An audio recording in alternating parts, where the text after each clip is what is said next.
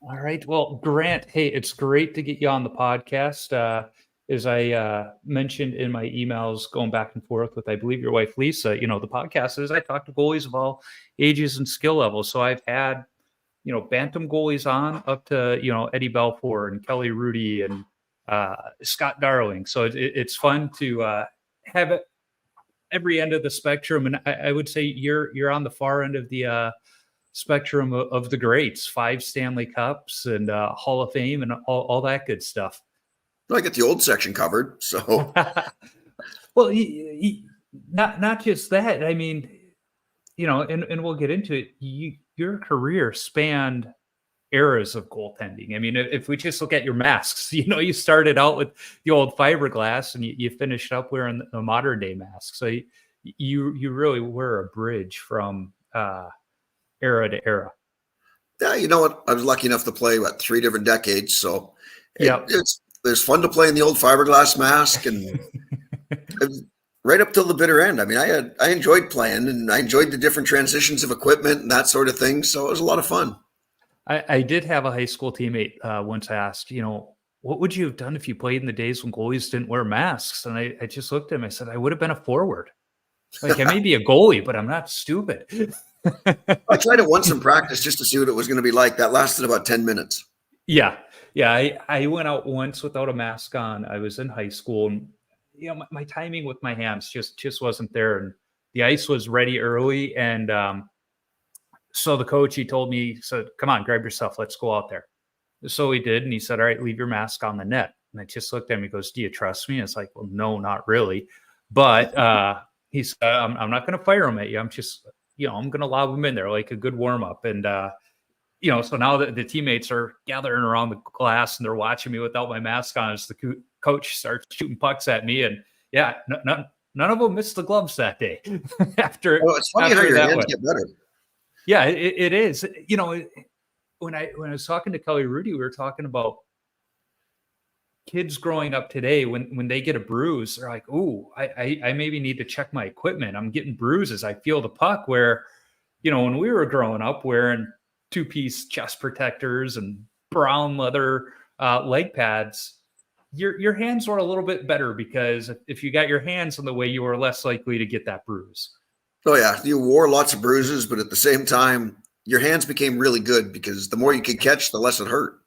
Exactly. So I like to start every conversation with the goalie off the same way as, how did you get started with the game of hockey? I mean, yeah, you're a Canadian, so it's a birthright, but, lacrosse is the national pastime. But, how did you get started with the game of hockey? That's what my friends all did. Everybody played hockey and such. And for me, nobody wanted to be the goalie. So we played in an outdoor rink, and I thought the equipment looked great.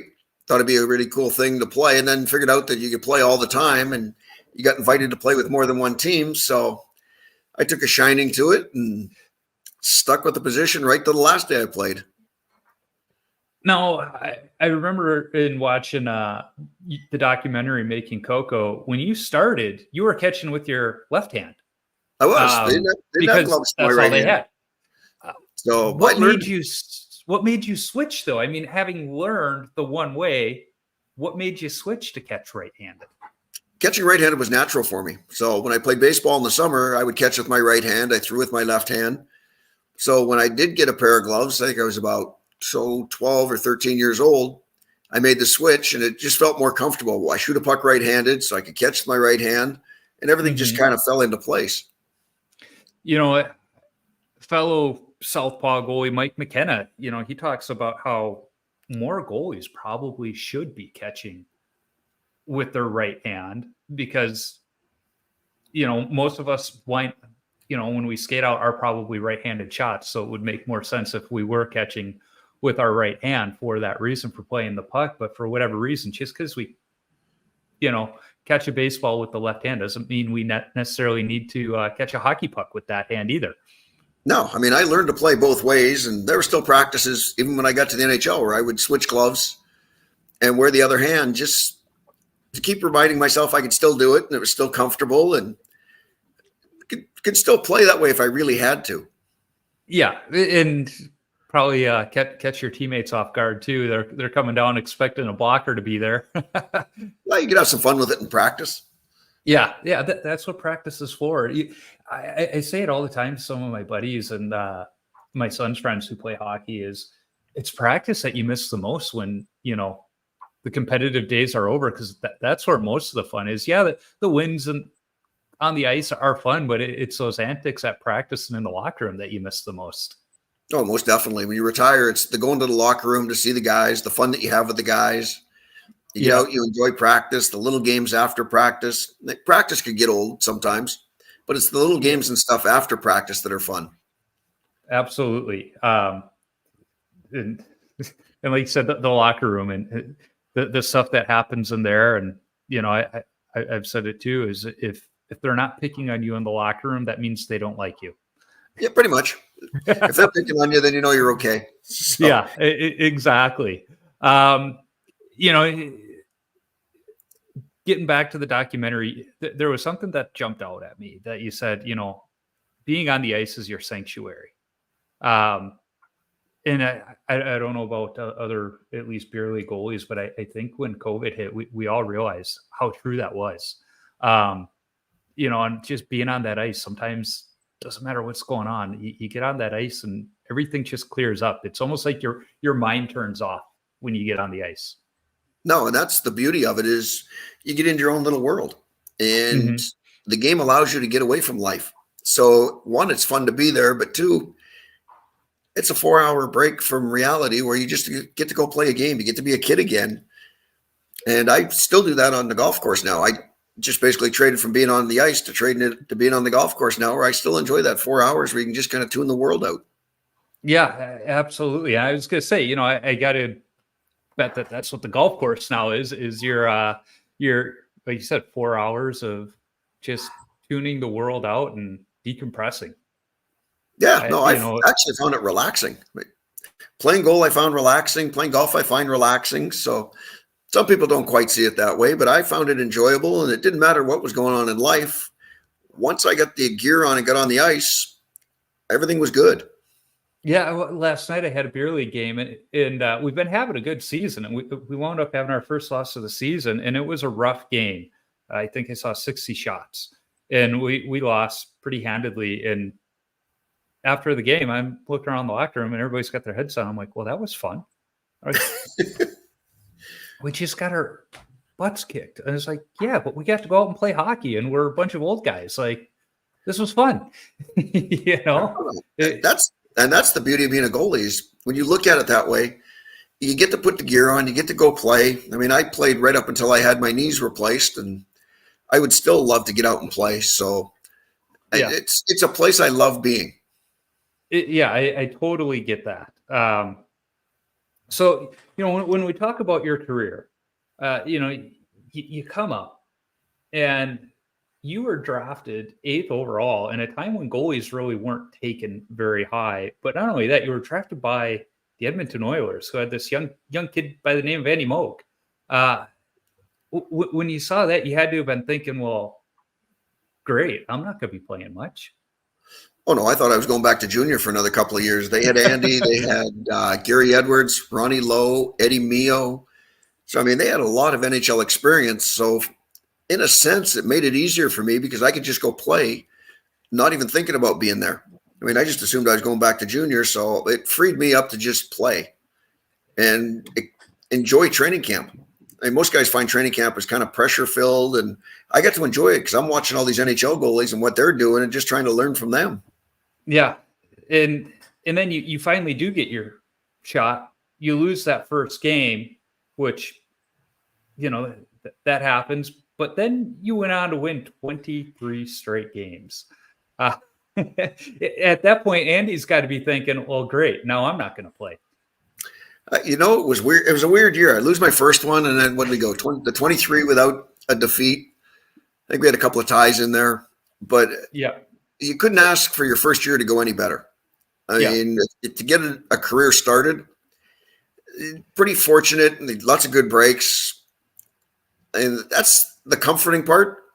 But then my second year kind of hit a crash and burn, which happens to a lot of guys as well, is you're still trying to find yourself, and now everybody's figured you out. So the Yep. combination of the two makes that second year a little bit of a bumpy road. Well, and not only that, you got sent down, and as you say in the documentary, to put it nicely, you spoke out against the fans a little bit. Yeah, And that kind of led to sending you down. But rather than get upset about it, you let that be a teaching moment. yeah. When you stick a size 10 in your mouth, it doesn't taste very good. So you gotta pay penance for doing dumb things. Yeah. And at 19 years old, that will not go down as one of my highlights. So, but you learn from it. I think that's the biggest thing is you have to learn from it. So I went down, and actually Mess's dad was the coach down there at that time, and I had played for Doug before. So it was a comfortable spot to go to kind of get my bearings back again. And like you said, I mean, it's not like you spent too much time down there. You came back up to the big club, and I guess I could say the rest is history. Had some decent time, and let's not ignore the elephant in the room. You're playing for the Edmonton Oilers during that time. Guys won a few games. Got your names on a nice little drinking bowl a few times. But I asked Kelly Rudy the same question. Actually, I phrased it different. I asked him, what was it like going into practice with the legend Marty McSorley's curve on his stick? But let's be honest. You're skating with guys like Gretzky every day, Messier. You can go up and down that whole roster. Everybody, knows the names of the 80 Oilers. What was that like? That had to have been worse than games. Oh no, and practices were a lot harder than the games. Yeah. I mean, you're going against some of the best players in the world, and they're determined to score. And I learned a lot from Ronnie Lowe. You don't like to give up goals in practice. So you never quit on anything. So practice actually became hard work.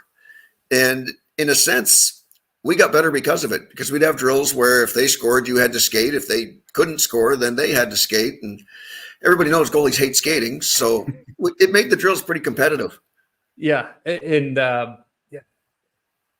that's always, I remember I grew up in Chicago during the Jordan era, and, they would say, well, Michael just made everybody better because of his skill level and his compete level. And you hear the stories about Wayne, and he's not much different than Michael Jordan. Maybe a little nicer in the on the ice than Michael was on the court to his opponents, but kind of the same way. They elevated those around him. No, and that's the true version of a superstar, is you make the people around you better. And you look at Wayne, you look at Mess.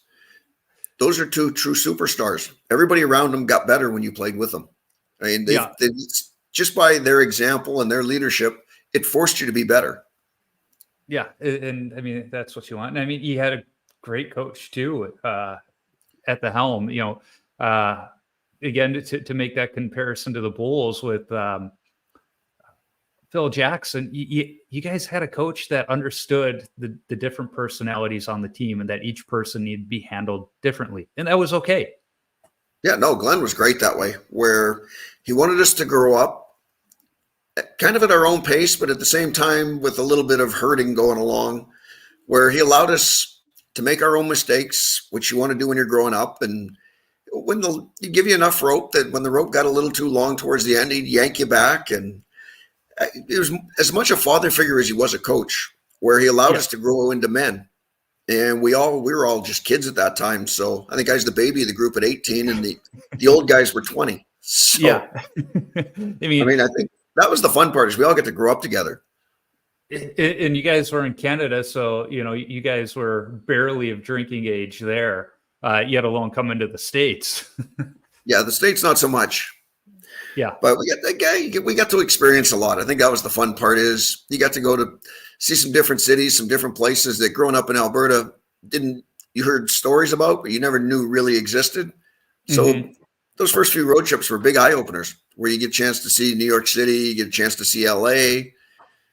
I mean, Studio 54 was still open in New York. Got a chance to see that, even though we're probably not of age. I can say that now. Well, and that's what I think about too, of those teams, is like, thank God social media didn't exist, I'm guessing. Oh no, I played in the era where you could have fun. Yeah, There's no question about it that we played in the right era. I mean, yeah, yes, the guys are making a ton of money right now, but they're missing out on a ton of fun. I think yeah. that's the other thing. We got to enjoy the fruits of our labor. And you talk about the fun. I've heard some of Jeremy Roenick's stories and Chris Chelios' stories and some of that, and it's like they could never get away with half of that stuff today. And I'm not saying it right or wrong, but it's like that's part of being young. The players today can't be young the Well, way we their were allowed to contemporaries grow can. up, Yeah. and we literally hid in plain sight. You went to the same bars as the fans. You hung out in the same places as the fans. So they got used to being around you, seeing you. So you literally hid in plain sight. And you played in an era too where I would say every arena was uniquely different. Some of the great cathedrals of the game: Chicago Stadium, Montreal Forum, Maple Leaf Garden.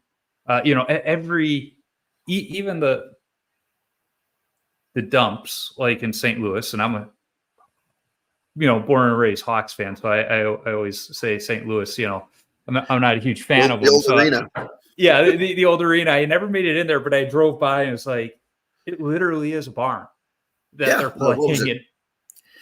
Checker Dome at that time.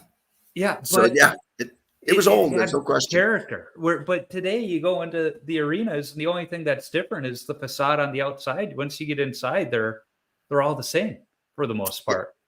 Yeah, they're all pretty vanilla.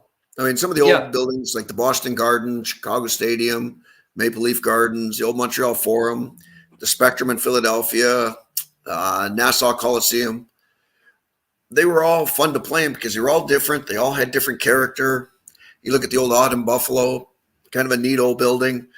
yeah. They all had their different traits to them, and you had to learn the buildings as much as you did the other team because pucks bounced differently. Some of the rinks were a little smaller than other rinks. So Yeah, there was a lot of Chicago learning Stadium. going on.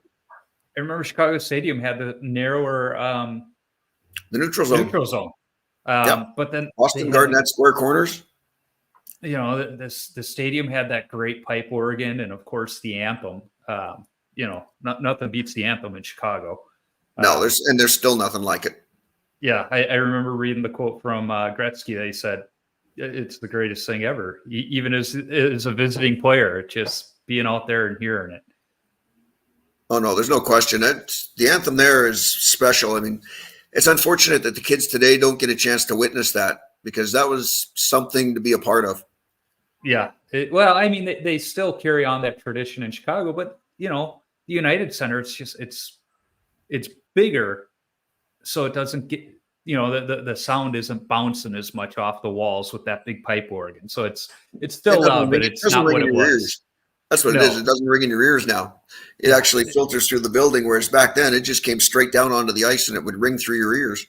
There was something about walking through the concourse, your feet stick into the ground from all of the spilt beer over the literal decades of that place. And, there'd be the fights in the stands. It was an education for a kid going to a Blackhawks game. And the neighborhood it was in back in those days was not a neighborhood you went to if it wasn't game night. Yeah, not the place you're going to hang out just for the fun of it. No. You went to the hockey game and you were out right after the game. Yeah, you paid the extra money to park in the lot right there across the street, and the neighborhood has changed considerably since then. My dad was a Chicago fireman, and his firehouse was 3 blocks away for many years, and that was in the transition time, and it was really interesting to see that transition from the slums to what it is today with high priced lofts and everything else. Oh no, I've got some friends that live in Chicago, so we're there once in a while, and just to see the transition of that area around the city, and it's different. There's no question about it. Yeah, and it's a good thing too. We get back to talking about your teammate Gretzky. You reunited with him when you went to LA. That had to be nice to have a familiar face when you went there, but it was really him who got you to St. Louis. Yeah, that's so the story goes. Yeah, no, it was good to play with him. Charlie Huddy was there, Koff was there, Mike Kruzhelniski, Marty, Patty Conacher. So there was a lot of Edmonton guys in LA when I got there. And then I end up signing in St. Louis after Mike Keenan had reached out, and Jeff Courtnall was there. Charlie Huddy ended up there, Esa Tikkanen. So a bunch of guys that I was pretty comfortable with that kept showing up in the same spots. And then when I retired to go start coaching, I ended up with Gretzky Phoenix there as well. So it's almost like he wanted you around, but then again, he also is on record calling you, the best goalie to play the game. So he clearly thinks highly of your playing days.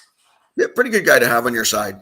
But yeah, some would say he knows a thing or two about the game, but then even John Muckler, he's on record of calling you the Gretzky of goaltending too. So, I think of some of the younger goalies today, it's like they need to go back and watch some of the YouTube videos of guys like you and, Ken Dryden, even early days of Patrick Waugh. They know who they are, but they don't know, what you guys really did. Yeah, it wasn't about percentages and just taking space. You actually had to make saves. Yeah. So you found a way to be mobile in gear that weighed 25 pounds. So I want to ask this question. I want to ask it specifically for my high school teammates, because we got into a Facebook group argument. It was all of them against me. And my one teammate, Ryan, came on and he goes, he claimed that the goalies of the 80s were trash because of how many goals they let in, that, today's average goalie would have been a Hall of Famer back then. I said, absolutely not. The goalies of the 80s were playing in a time when defense didn't exist. The goalie was fair game wherever he was on the ice. The equipment was half the size. And they were much more athletic. I think the goalies of the 80s could dominate in today's game, but I don't think all of today's goalies could dominate in the 80s. No, you give them the equipment's 20 pounds heavier. Things actually hurt. Things hurt when you get hit. That weeds out a few guys. Mm-hmm. And you had to be mobile. I think that's the other thing that people don't realize is you actually had to be mobile back then. So you're seeing it now. The last couple of years in the transition of the game, guys just can't go down and take angles away now. You actually have to be mobile again, and it's starting to weed some guys out a little bit. Yeah, well, and even simple plays like Brady Tkachuk the other night when he has the penalty shot and out comes the poke check and he got upset. That was an every game occurrence back then. In fact, I did it last. You wanted that as part of your repertoire, where you could pull that out whenever you needed it. And guys today have never seen it, so I think it was more of a shock to them. Yeah, it was. And all of us old goalies are going, I love it. In fact, in my game last night, there was a guy coming down on a breakaway and he was coming from my glove side. And I went, well, I know what I'm doing. Stack the pads, put the poke check out there, and he panicked, put it right into me. And the other goalie after the game, he was just laughing. He goes, I love it. I don't see that nearly enough, even in the beer leagues. No, you don't see it at all anymore. No two pad stacks, no turning a foot out to make a save. Yeah. Yeah, I think back to when I first started playing, again, my first chest protector, it was that two-piece chest protector that really protected nothing. Why they called it a chest protector, I don't know. But we made the Bruce small. Yeah. So, our definitions of small are very different then. It was like you could always tell when the season started because it was almost like you had a full sleeve tattoo, but it was just bruises. I remember that. I remember people saying that your arms are covered in bruises. You've got bruises on your chest, and that was just that just meant it was hockey season. That's the way it was. The rink I skated at growing up, they had Steve Larmer come signing autographs for the youth association. So we're in line, me and my teammates, and we get up to the front, and my teammates are like, "Yeah, this is our goalie." And Larmer looks over at me, goes, "Prove it." So I pulled up my pant legs and showed all the bruises. He goes, "Yep, you're the goalie." So like we alluded to earlier, you bridged these eras of the game. In the game changed so much from when you started to when you finished. But one of the things that changed more than anything was the mask. You started with that fiberglass. You wore the combo.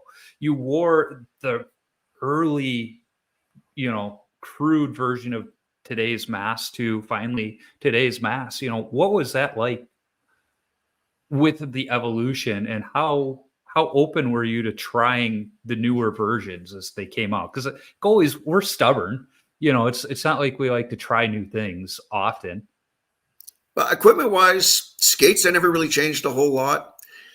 My upper body stuff, they'd send new stuff. I'd have to cut pieces out of it because I wanted it to feel like the old stuff. So the bruises were right through to the bitter end. I liked my equipment a little bit heavier because that's what I grew up with. So my pads were always a little heavier than most guys. But the mask transition, I love the fiberglass mask. It's just, it was a little easier on your head with the transition. So the first one I had done was Greg Harrison made for me. It was a lighter transition of it. And then as the years went, Jerry Wright started to make them for me. And they got a little bit heavier, a little bit better. So I get to see the full transition of the mask where you actually got hit and it didn't hurt at all by the time I finished. Yeah. So when I started, it hurt. It's like somebody hit you in the face with a baseball bat. But they'd always say, well, you didn't get cut. Okay, great. Still got a big lump on your head, but still hurts. It still hurt. Still had a nice big knot on your head. But at the same time, I love the old mask because you could paint it the way you wanted. It gave you a little bit of flair. And the vision out of it was fabulous because it was so close to your face. It's just like looking without a mask on. Yep. Well, and even the combo mask. In college, I started out with a mask, and then I got a wicked concussion, so I went to a Hasek style mask because back then the NCAA didn't allow the cat eye cage, so I went with the Hasek style, and I loved it for that reason. The visibility is as good as the modern day mask is. There's still a little bit of that visibility to the side that you catch the side. It is just so much better in the mobility of it because I was dumb. I didn't wear the dangler, and I just had more mobility. And my teammates are like, "You're something else. Wearing that helmet." I was like, I'm a goalie. I know I'm something else. When I first transitioned, I wore the original cat's eye, so bigger with just a single bar down the middle. Yeah. And that gave you a good clean look at everything as well. Yeah, but it gave you the clean look, but it just took one shot to it that, you got that dent in there and had to get the new cage. We replaced a few cages along the way. And when we talk equipment, you wore one of my favorite pieces of equipment that I know some people, they see the pictures and they're like, God, I hate that thing. And that was that DNR neck protector. To me, I loved that thing because it was like that T-shirt that had the little breastplate in there, but that neck roll, it came apart so easy that you could wash it and it didn't stink, but it still gave some great protection. And it's like, I wish somebody would make one like that again today. I would buy it tomorrow. Yeah, no, originally I started with a turtleneck that our trainer, Barry Stafford, sewed some ballistic nylon in. Because after Clint Malarchuk got his throat cut, he decided we wanted to switch to something. And then DNR came out with that. And to throw it on like an extra T-shirt just made it that much more comfortable.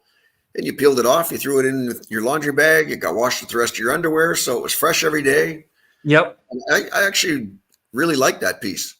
Yeah, I think it's for a minor piece of equipment, one of the best pieces I've ever owned. And I wish somebody would make one today, maybe use the new, performance moisture wicking shirt instead. So it's, not like the old leg pads where it weighs 15 pounds after the game.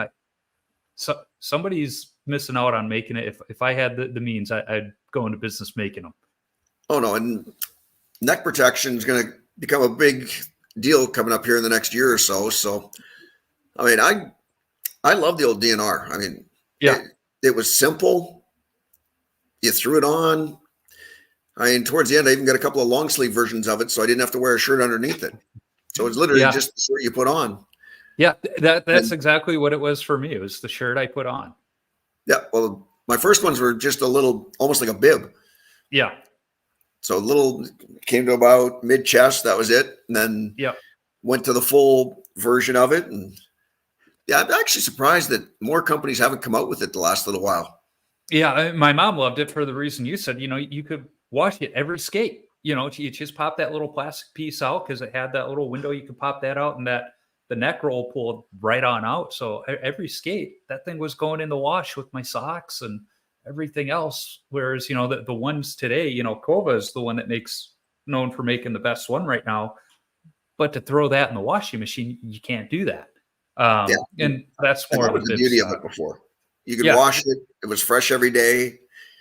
You'd have 2 or 3 of them. So it was always comfortable. Yeah. And mom loved my stuff to be clean because she hated the smell of my equipment down. And we had hot water heat. So I would hang my stuff from the pipes in the basement so that it would dry out. So our basement was just stinky. And so she would do anything to get the smell out. And the one day I got off the ice and I took my chest protector off and I just a full rash. And I went home. It's like, what did you do? And she goes, well, it was kind of stinky. So I sprayed it with lemon Lysol.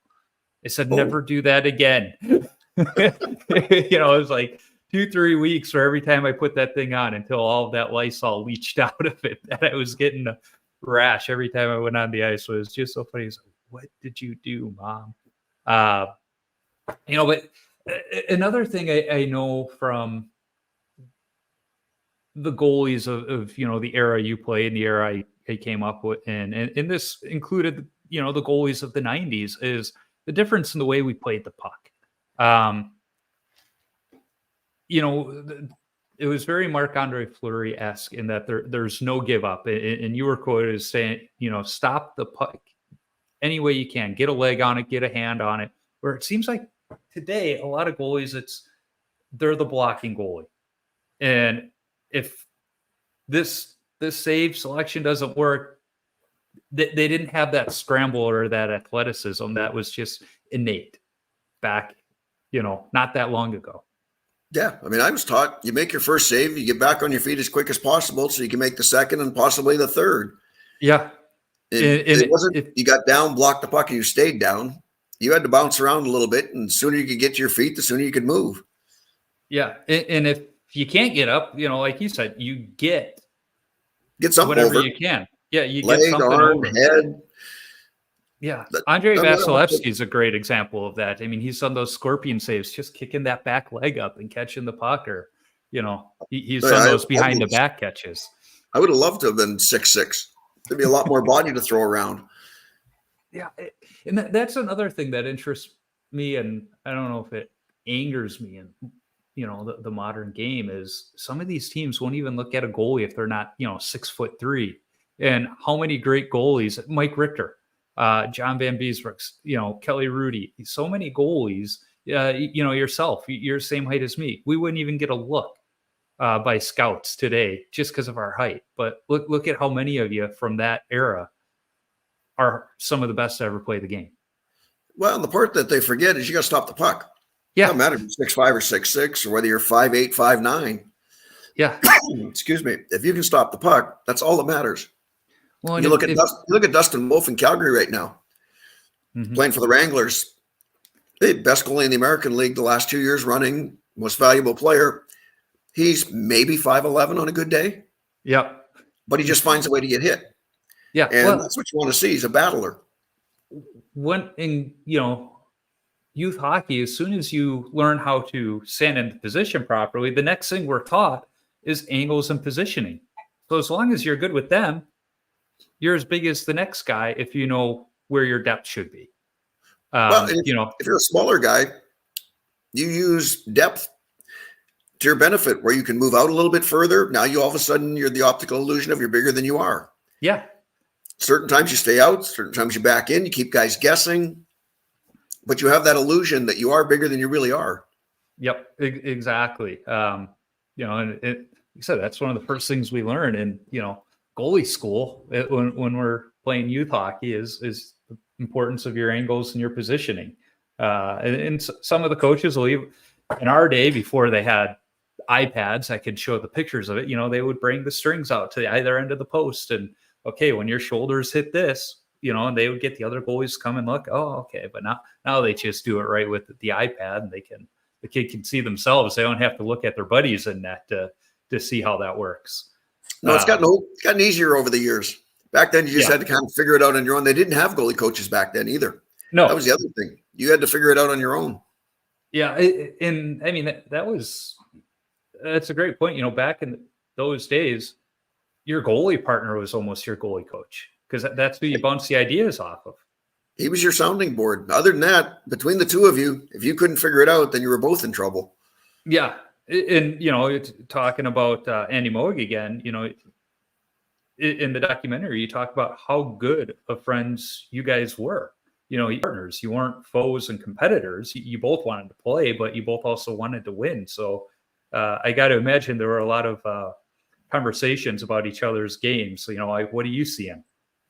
Yeah, if a guy's struggling, then you tried to help him. I think that's the biggest thing. And Andy was great to have as a partner because we pushed each other. You pushed each other for ice time. You pushed each other to make the team better. So the better you were, the better he was. The better he was, the better you were, the better the team is. And at the end of the day, back then, it all came down to how do we make the team successful? And it should still be that way. Sometimes it gets lost in the shuffle, but it should be you want to push each other to make the team better. Yeah. And I learned that when I was in college, and I was a 4-year JV All-Star. And as my teammate, or not my teammate, but my buddies would say, I had the fastest score in the MIAC for 4 years. I was a backup goalie for 4 years, but you know what? I knew what my role was. And that was, I had to be the best I could in practice and make life hard on the guys. I had to be that locker room guy. And that was my role. And I helped my fellow goalie partners out where I could. And when I got my chance to play, hey, I went out there and did my best and had fun. Yeah, and that's all it is you want to go out, you want to push your partner so that he's better, but you want to support him at the same time. Yeah. And if you're both playing well, then the team benefits, the team wins. And if the team wins, everybody wins. Exactly. And, at the end of the day, too, it's those other goalies in the locker room that understand what you're going through. We all have those teammates in practice. I think back to my college days, and there was the one kid. He had the hardest shot on the team, not the fastest, the hardest shot. And so, some forwards don't know the difference there. They're like, what do you mean the hardest shot? And it's like, it's the way it feels when it hits you. It just hits you harder. And it's like, normally in practice, if the other goalie's getting out of that, it means you're getting in. But if we looked up and saw Ian coming down and the other goalie got out, we're like, no, he's just taking the shot off. He doesn't want the bruise today. It's like, those are the things you talk about too, as goalie partners, is, the tendencies of your teammates, who's going to hurt you in practice versus who's not. Oh yeah. The guys that got the big heavy shots. I mean, you get a guy like Al McKinnis had the heavy shot. A guy like Reed Larson had a heavy shot. And then you get guys like Brett Hull that have the quick shot. Yeah. Reed that. I actually went to school with Reed's daughter. I always forget that was her dad. Okay. Yeah, he could shoot the puck. Yeah. It's almost a shame he was stuck in Detroit during those lean years for Detroit, because he had a shot. Yeah, we brought him into Edmonton for a little while, so we get to see it every day for a while. It didn't look like it was coming at you, but it was always heavy and it would always roll off of you. Some hit you and stay out. Some just kind of roll off you and always head towards the net. Yeah. Another kid I skated with was a fellow by the name of Brian Trottier Jr. And his dad had a decent shot. Yeah, right. Brian was one of those guys. He had that quick release. Yeah. And it wasn't that heavy shot, but it was the quick release, and it was always from a good spot. Yeah. Trot's always put himself in the perfect position to get a shot off. Yeah, and you bring up the point too, is it's not always the hard shot or the quick shooter. It's how fast do they get it off? How quick is the release? And Brett Hull, like you said, same thing. It's how quick the puck came off their stick. There's just some of those guys, they don't need that big windup or the big follow through. It's just that quick little snapshot, and those are, to me, harder to stop than those hard shots, because it's just boom, all of a sudden it's right on you. Oh no, those are harder to read than if a guy's got the big windup. I would love to see a guy with a big windup because I knew I could read it, and you had time to move, time to get in position. Where a guy that released it right away, you didn't have near as much time, so you had to be a little bit quicker. Yeah. Well, and I love the old highlights of Wayne with his great big windup. And it's like the goalie knew it was coming. He's coming down to the hash marks trying to cut down the shot, but it's still going in the net, because he just had that shot. Yeah. He'd find spots. It wasn't going to overpower you, but if you gave him a little 4-inch spot, he could squeeze a puck in it. Yeah.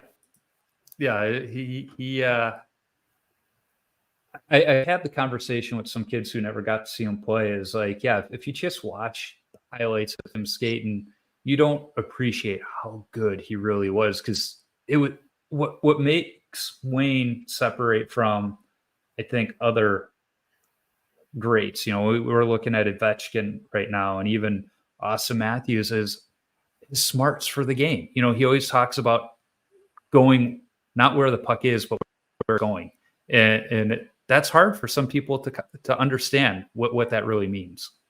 No, guys get puck focused, and Wayne was never puck focused. It was like, okay, where's the open ice? Where's the puck going to go? How do I get there? And where's the next guy going to be when I do get the puck? Yep. Whereas most guys think, okay, now I've got the puck. Now I'm going to think about where I'm going.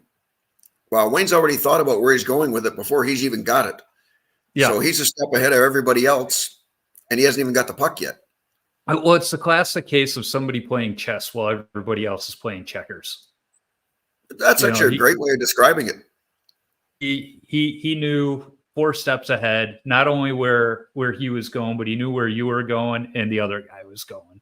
And it's fun now in the beer leagues where because we have this great view of the ice where I see the ice, I see where we should put the puck, but I also know which one of my defensemen have the puck, and I know which opposing player they're about to pass the puck to. So I'm getting ready in those instances. Oh no, and that's the fun of doing the TV and radio here for Coachella Valley, is sitting watching the game. You can see everything develop because you're used to seeing it up close and personal. So now you're up in a concourse watching the game. You can pretty much predict where the puck's going to go long before it gets there, just because you're used to seeing it. But now you've got all this extra time to watch it. And people wonder, well, how do you know it's going there? Well, it has to go there because that's the space that's open. And it's fun to try and explain that to people. Yeah. Yeah.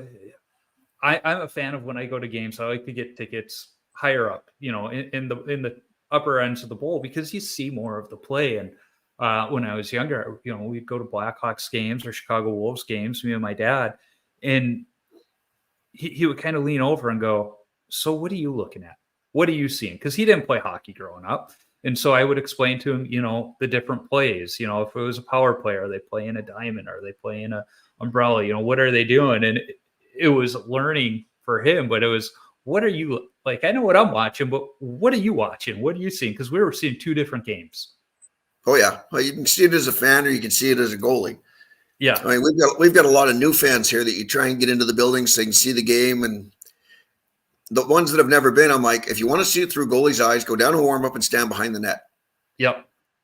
And it shocks them how quick it is and how hard the puck's actually shot, and how little time you actually have to react. They're like, it's so much faster than I thought. I'm like, yeah, it looks easy on TV. It looks easy from up top. You get down there along the ice and get a chance to see it and see through bodies and such. That's what it looks like for a goalie. I have not met a person who's seen a hockey game live the first time that doesn't enjoy the game after that. They may have not understand. They don't even have to understand, but they may have not liked it because it just looks boring on TV. But once they see it live, they're like, I like this game. This is fun to watch. They might only be able to see it live to watch it because TV is different, but seeing it live and the speed is totally different.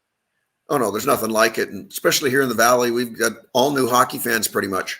Yeah. So once you get them in the building, they keep coming back because the game live, there's nothing better. I swear it's still the best sport live, where you get the speed, you get the size of the guys, and people realize what good athletes hockey players are. Yeah, they really do. And, recently moved down to Atlanta. And so I went to a Gladiators game recently with my dad was in town. So we went and we took the kids, and me being me, of course, I got tickets behind the goaltender because that's what I want to see. Yeah. And it was kind of fun because I forget who they were playing that night, but the visiting team goaltender, who I got to sit behind for 2 periods, was Mike Vernon's son. Oh, okay.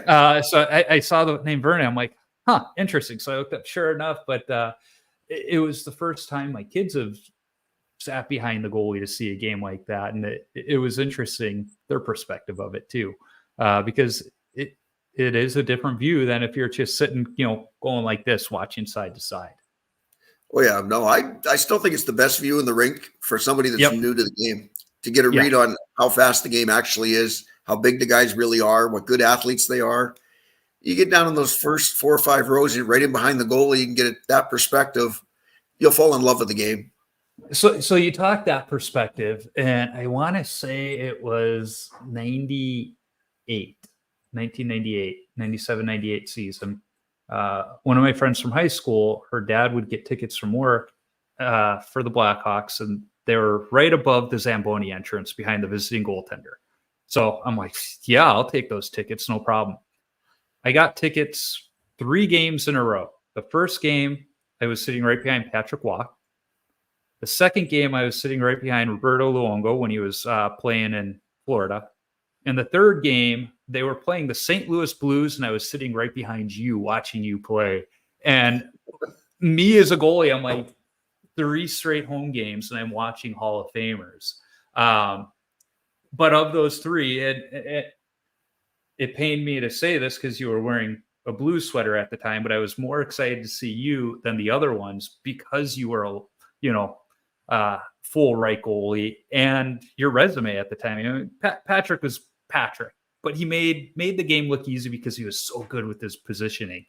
You were a little, you were smaller than him, which meant you had to be a little more athletic too. But I just remember that string of 3 games, how awesome it was to see the 3 of you that close, in your opinion, the best seats in the house. Yeah, in one of the better buildings at that time too. Yeah.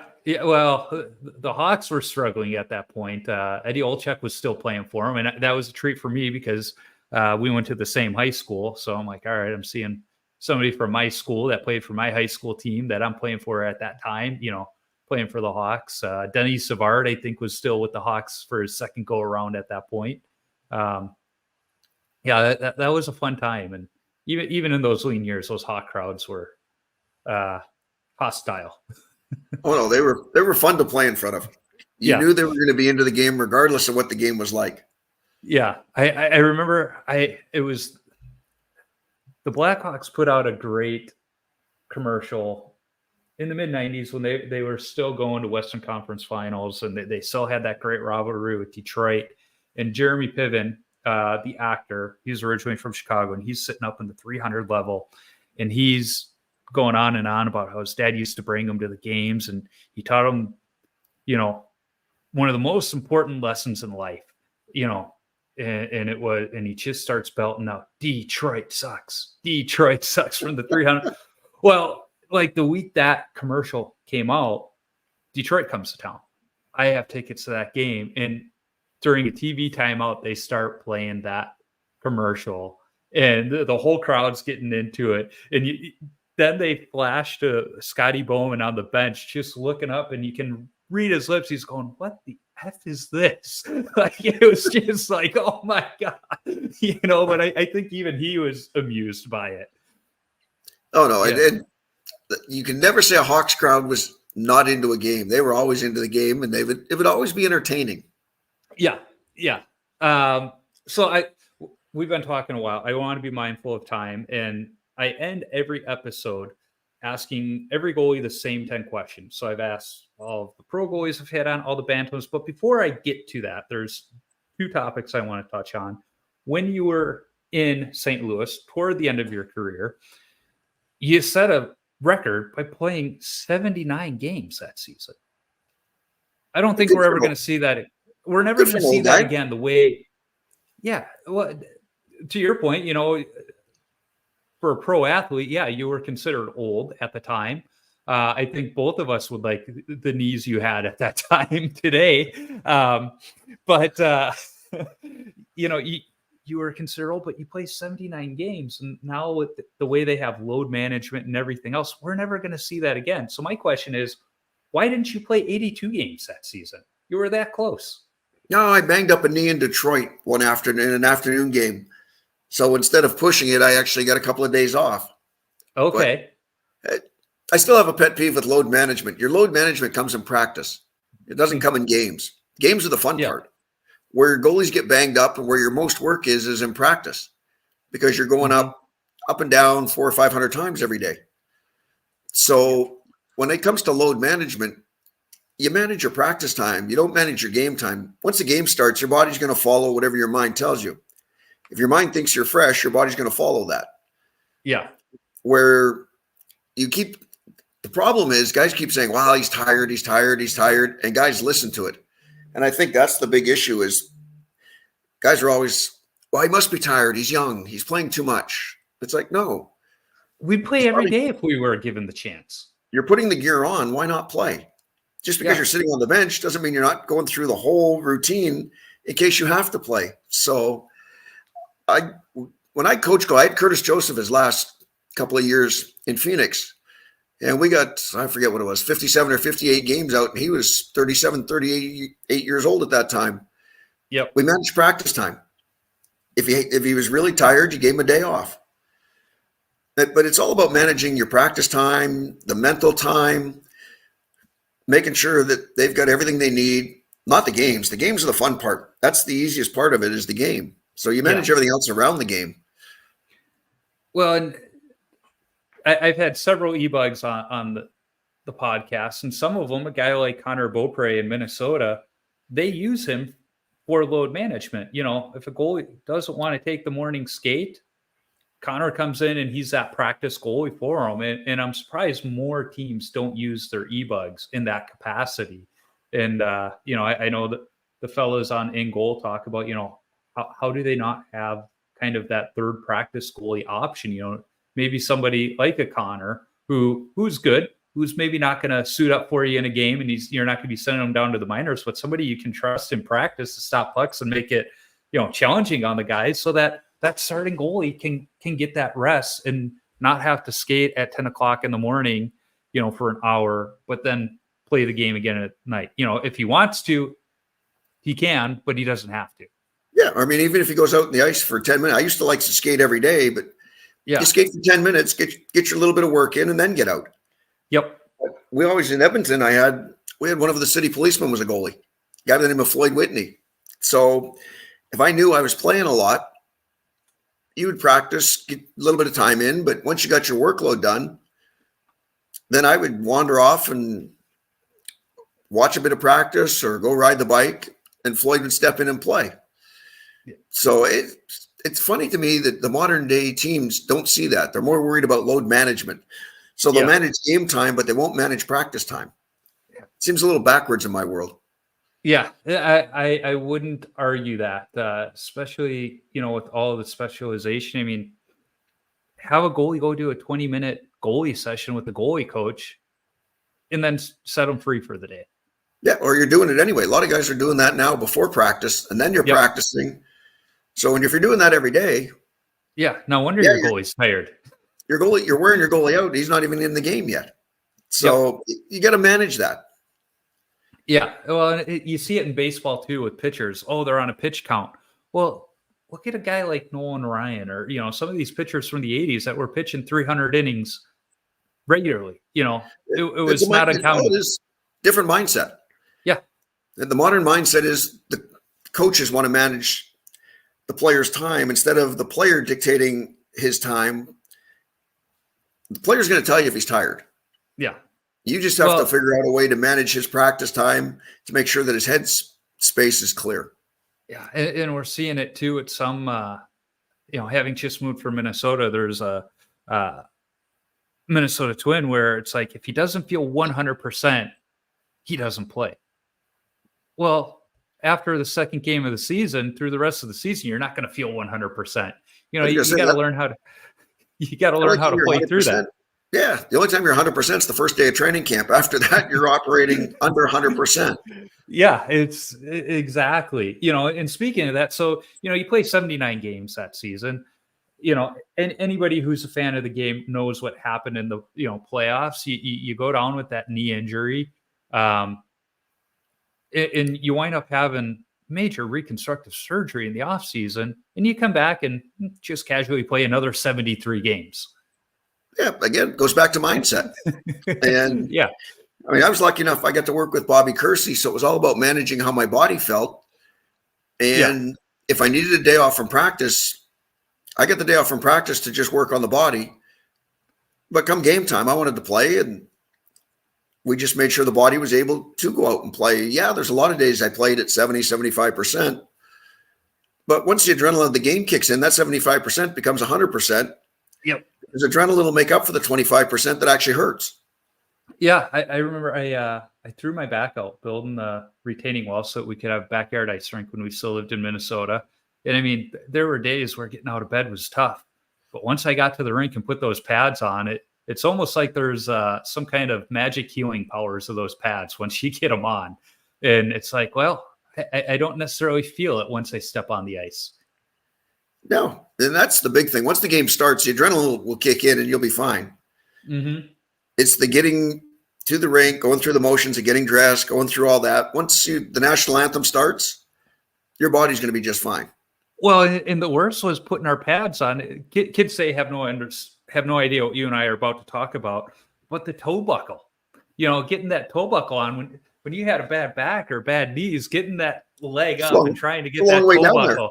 Yeah, it was like, oh my God. And I just upgraded to a new modern set of equipment 2 years ago. Prior to that, I was wearing my Vaughn Legacies I bought in 1999. They came with a toe buckle on there.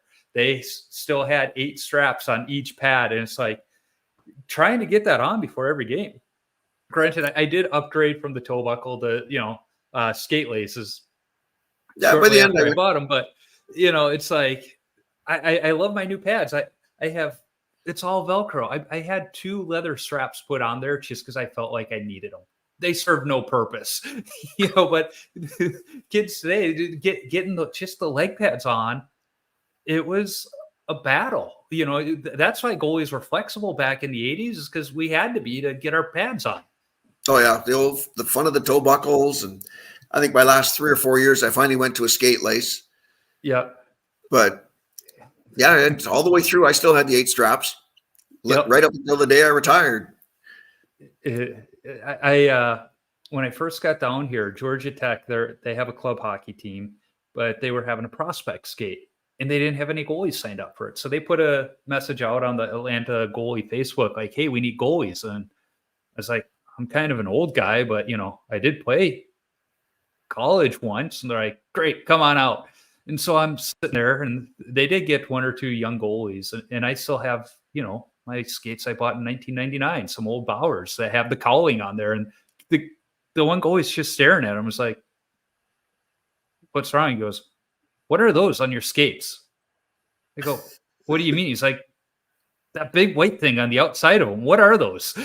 And I was like, Jesus Christ, kid. I was like, this is what goalie skates used to look like. Well, why did they have that? Well, because we used to be stupid and turn our leg over to make a skate save.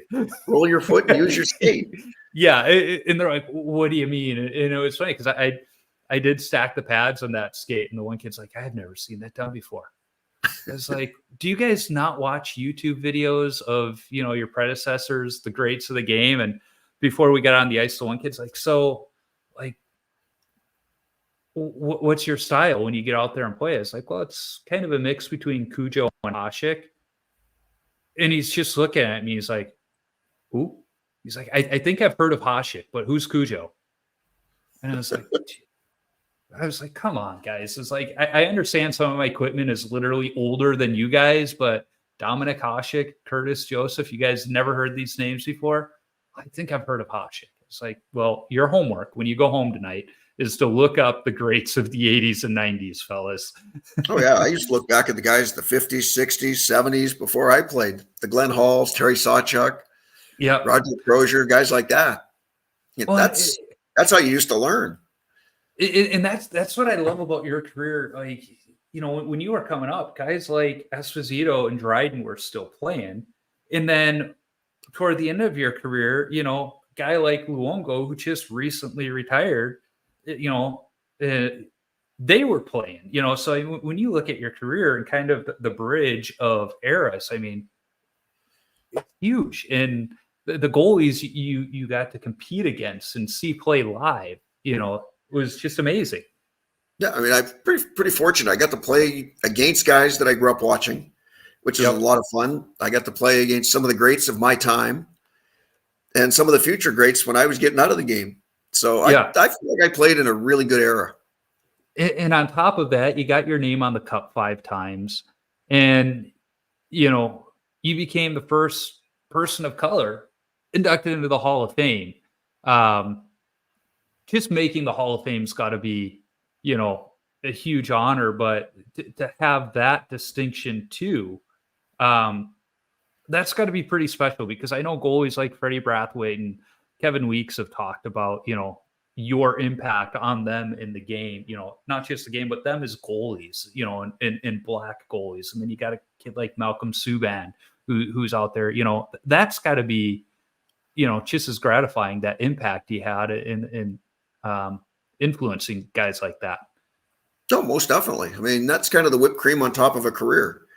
I mean, you go through trying to do as best you can. You try and win a little bit, and you're fortunate enough to do that. And as a goalie, I was always brought up, it's a team game. You win as a team, you lose as a team.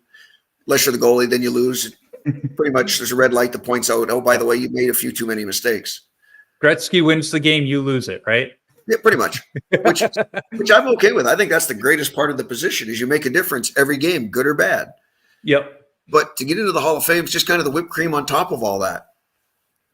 Yeah. And, and like I said, it's just that impact, you had on the game. I went to the Stadium Series in Raleigh last year, me, my dad, and my boy. And, of course, that's a core memory day. The three of us sitting outside in 50-degree weather watching hockey while all of these native Carolinians are bundled up in stocking caps and winter jackets, and we've got shorts on. But they had a mobile, like, semi-trailer museum, and it was talking about, the pioneers of the game, and this particular one was specifically on what was the saying on the outside? It was basically the you can play truck, so they had some of Kevin Weeks stuff. Yeah, hockey's for everyone. And they had some of you, I remember they had your Buffalo mask in there, and I love goalie masks, so I'm looking at it. I'm not just looking at the art. I'm looking for where are the chips in the paint, where are the dents in the cage. But they had some of your equipment in there. It's so cool to me that you have that impact, that lasting impact on the game. So hopefully some kid saw that cool mask and like, well, who is this guy? And maybe they went home and pulled up a few YouTube videos, and now they're in awe. No, you try and leave the game better than you found it. I think that's the biggest thing. Is the guys before you made you want to play, so you want to make the guys after you want to play. Yeah, exactly. So again, being mindful of time, I got the 10 questions I ask everybody, and sometimes these take longer depending on the answers. But the first question I have is, what is the craziest coaching moment from your playing days where a coach just lost it? And I know you got to have at least one because you played for Mike Keenan. But what's where a coach was just like, oh my God, is this really happening? Craziest moment. We played in Toronto one night, and I'd given up 3 or 4 not great goals.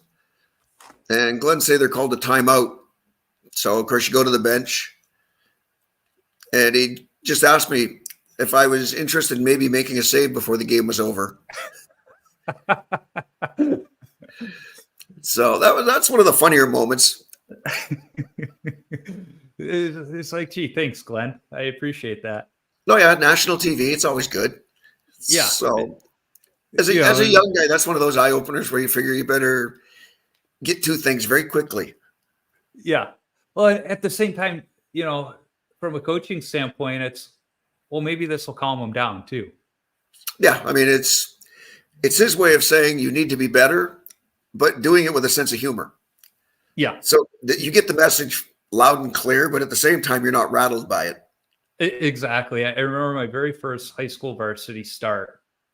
The very first shot goes by me. the ref comes, gets the puck, looks at him, he goes, well, we got that one out of the way. Are we going to have a good game now? It was like, I'm supposed to be picking on you, not the other way around. But yeah, let's have a good game. And yeah, I wound up going on to have a decent game. And, but it was funny. Just, well, we got that out of the way. So you had some great ones, but what is your favorite all-time goalie mask? Where you just look at it and go, God, that's a great looking mask. Doesn't have to be yours. Oh, geez. Gilly Meloche had one when he played for the Cleveland, back then the Barons, I guess. Yeah. That was pretty cool. Gilles Breton and his lion mask. I got a kick out of that one. Yeah. I like my first one. Yeah, that was a sweet one. That was a lot of fun. So yeah, masks like that. The bone mask, the Dryden Moore. Yeah, he had some cool ones, and even the subtlety of his one that had, it looked like the circles, but when you looked at it, it had the outline of the Canadiens logo. That I don't think most non-goalies actually pick up on that one, but goalies do. So, we talked about your career and how it spanned, the 3 decades, and it went from the old buildings that they never wanted to replace to all of a sudden it's like every 15 years a team's got to have a new building. What's your favorite rink that you ever played in? I was a big fan of the old building. All the original 6 buildings I loved because you saw them on TV as a kid. So Chicago Stadium, Boston Garden was one of my favorites. Maple Leaf Gardens, obviously Montreal at the Forum was a great place to play. I think the first year I played in there, they still had wooden boards. So just the old traditional buildings, just because of the history in those buildings. Yeah. And I remember walking into the Chicago Stadium. I was junior high, but that first time walking in and just, you feel the history of those buildings when you walk into them. Whereas the United Center, you walk in there now, there's some great history in that building from the Bulls to the Blackhawks, but you don't feel that walking in there the way you did those old buildings for some reason. The old buildings, the fans were right on top of you. The new buildings kind of go outward, so the fans are away from you. But some of the older buildings, like the Spectrum in Philly and that, the fans were right over top of you. Yeah. And it brought more life to the game. It did. It was fun. So what is your favorite stick that you ever used in your playing days? Oh, geez. I'd never ever thought about that. This one always stumps guys, but they always have that one that they're just like, oh yeah, it was. Some of the Sherwoods I liked. Some of the different colors. Like we brought out the bright orange. Yeah. Had the navy blue for a little while. So those are probably my favorite ones. Well, and I mean, you were a guy that liked to move the puck a little bit too. You had your 14 assists the one year. Yeah, we just kick rebounds in the right places.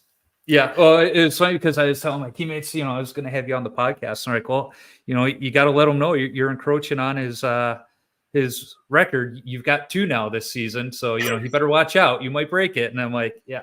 Although one of them was, like you said, it bounced off me. My teammate took it, made the pass. The other guy went and scored. But the other assist was a pretty nice assist. Bounced it off the boards, hit the guy. He went and scored the goal to the point where the ref came back to me to make sure he had the right number to put on the score sheet. Those are always good. But no, with our group came back in our end, they didn't want to stop. They wanted to circle. So if you could direct pucks into where they were circling, it made for a quick transition. Well, that was one of the things when I was watching Making Coco there, talked about how you had a habit of not just stopping the puck. We were taught kick the puck to the corner, but you would kick it out knowing that they were circling. So that it was almost like you were passing them the puck by kicking it to them. Well, you tried to direct your rebounds into the traffic pattern. Yeah. That's the way we described it back then, is if I could get the puck into the traffic pattern, our guys are going to transition it, force the other guys to play more defense. Yeah. Exactly. So the next one's a fun one. What is your favorite youth hockey memory? Favorite youth hockey? Probably when I froze my feet the first time. I love being a goalie. And yeah, I missed the memo early that it actually, when your feet freeze, when they thaw out, they actually hurt. But Yeah. for as much as it hurt and as many tears as there were, you couldn't wait to do it again the next day. Yeah. So, It, and it you left a just find, lasting memory. and you find thicker socks. You tried all sorts of different things, and then you just realized that guess what? That's the way it's going to be. And for as much as it hurt, and you say you didn't want to do it again, you get up the next morning and you couldn't wait to be able to do it again. Yeah. Which is probably part of the reason we're goalies. We weren't that smart about things like that. We had short memory spans, but you have to. The best thing you can have as a goalie is a short memory. Yeah, that's what I loved about that show, Ted Lasso. Be a goldfish. Yep. 10-second memory. There's so much truth to that, especially as a goalie. I mean, after they teach you angles and positioning, they teach you got to have that short memory. That goal goes in. All right, you're as good as your next shot. Overdone, nothing you can do about it. Yeah. So, what is the best chirp you heard on the ice, off the ice, directed at you, not directed at you? I don't even remember a whole lot of really good ones. Some probably for my own teammates. I know Prongs was giving me a hard time about throwing him a pass one day, so I hit him square on the logo with the next pass. So that cleared things up very quickly. Yeah, he's a tall guy too, so you had to get some height on that puck. Oh yeah, that was the fun of all. Or Hully would complain that you didn't get the pass on his stick, so the next one would be about waist high, and it fixes a lot of ALs that way. I liked Brett Hall's son. He had a tweet that went viral because TSN, I think it was, put it out there. What's your excuse for not making it to the show? And he said, my dad and grandpa combined for 1,300 points in the NHL, and I chose to be a goalie. Yo, Jude. Yeah. Yeah. He's a fun fellow. He's the brains of the operation in that family. Having met his grandpa and him, that's not saying much. No. You want to be a goalie? That's the smart section. You want to be the goalie. Yeah. I talked to Eddie Belfour, and he said he just loved when Brett would bring Jude to practice because Eddie was his favorite goalie, and he's just eating it up that his dad wasn't his favorite player. It was somebody else, and it happened to be him. Oh no, it was all about the goalies. They love the goalie stuff. Love the goalies. Yeah. So this next one's always very polarizing with some people. What was the worst post-game beer? Oh, the worst post-game beer. No, I wasn't a beer drinker back then. All right, so, we can modify it to what was the worst post-game beverage? There's some bad rums back in the day that weren't great. But yeah, no, if it's a good game, there's never really a bad beverage. Yep, that was my team in Minnesota, my beer league team. Our motto was, if there's nobody gets hurt and there's cold beer in the locker room, doesn't matter what the scoreboard says, it's a victory. So yeah, nowadays you get out of bed, that's a win. Yep, exactly. In this next one, I talk about that question being polarizing. This one really is. When you taped your stick, did you go heel to toe or toe to heel? I went toe to heel. Okay, so you're actually in the minority here. Most goalies were heel to toe. Is there a reason you went toe to heel? That's just how my dad showed me the first time I taped the goalie stick. He started on the toe and went down to the heel, and I just continued it on right through my career. That's a great reason for it. I remember I was talking to Connor Beaupre about it. He said, well, he plays the puck an awful lot, and to him, he feels like the way the tape is, it just comes off the tape better. And I'm like, well, I'm not good at playing the puck, so that's not an issue for me. But, I grew up with wooden sticks, specifically always use those Christian sticks, and, they were good, but that heel was like a sponge and just like that. So, you'd have to put the wood glue in there and put it in the vise. But, goalies today, they don't even tape past the heel. It's just the blade. But when you use the wood stick, you want to get that heel so that it preserved it and it lasted longer. And, oh, yeah, you taped it all the way around the heel and up another couple inches even. Yeah, I mean, I got my stick back there because I got to retape it. I still go past that heel, just out of habit. Probably don't have to, but it's old habits die hard. I think I know this one, but I'm still going to ask it. What was your favorite number to wear and why? 31, probably because I got it as a kid. It was one of the first jerseys I wore, and then was lucky enough to get it out in Victoria when I played junior, and had to give it up my first year pro because Eddie Mio had it when I got to Edmonton. And as soon as we traded Eddie, I went right back to it. I was gonna say, yeah, you started in Edmonton with one and then switch. It's like in fact, I have it right here. Eddie Belfour, when he started with the Hawks, was 31, and so that was on his rookie card. And when he signed the rookie card I have for him, he actually signed it 31 because attention to detail. He knew that's what he was wearing in that picture. Well, yeah, the rookie card one's got a 1 on the sleeve. Yeah, I never liked the number 1. It felt like I didn't have a number on my back. There's just something about, those numbers in the 30s, those goalie numbers where it's like, all right, I feel something there. That feels right. And it was just different at that time. Yeah. You had the 1, you had 30. Those were your 2 goalie numbers. Then Tony came in, it was 35. So there were the 3 basic numbers. Yep. Then Dryden came in at 29. Gilly Meloche came in at 27. So the numbers had started to vary by the time I started.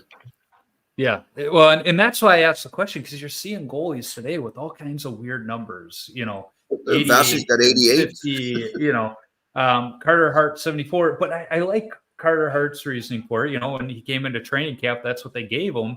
And there was some young kid that must have been a goalie, liked him. So he got his Carter Hart jersey with 74, and he found out about it. He's like, well, I'm not changing my number now because I don't want that kid to have to get a new pennies they gave you in training camp.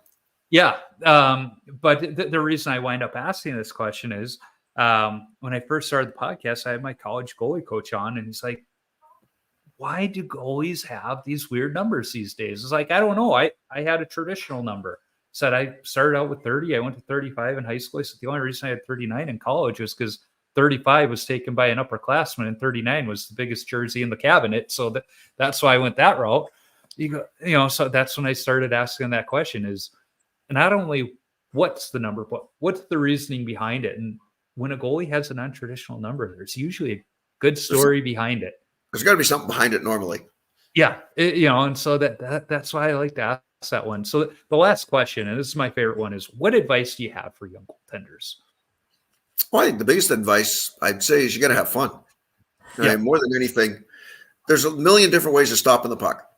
Yep. But most of the kids I talk to today, if you can get on your feet, get on your feet. I mean, I know they teach guys to slide around on their knees and such, but I still think you've got more mobility if you can get up on your feet. Mm-hmm. And you're going to usually see the play better. You can. Yeah. Well, you give your chance. You give yourself a chance in the second and third shot. Yep. Exactly. So, well, Grant, it's been a real treat chatting with you.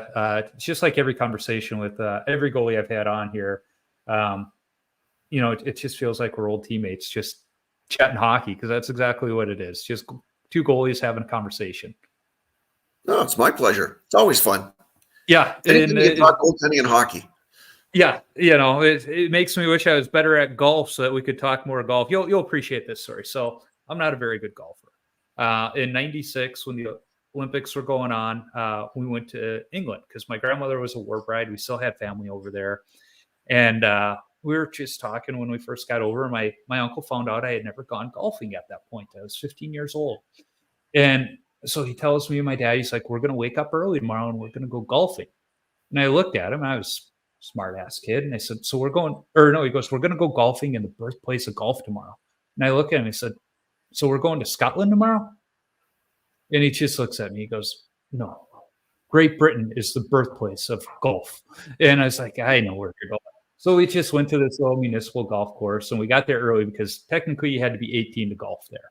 But he pulled a few strings. He's like, hey, they're in from the States. He's never golfed, and they're like, all right, just be the first ones out so you don't.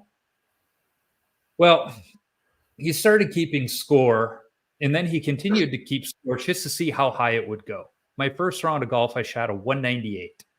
And he's tallying everything up at the end of the round. And he goes, well, we got our greens fees worth today, fellas. Yeah, it's definitely getting your money's worth. Yeah, but it was funny because there's a par 5, and I wound up getting a birdie. And I was all excited. And he goes, don't get too excited. Golf's a humbling sport. Well, sure enough, the next hole, it's a par three. My first, I drive it and it hits into the bunker.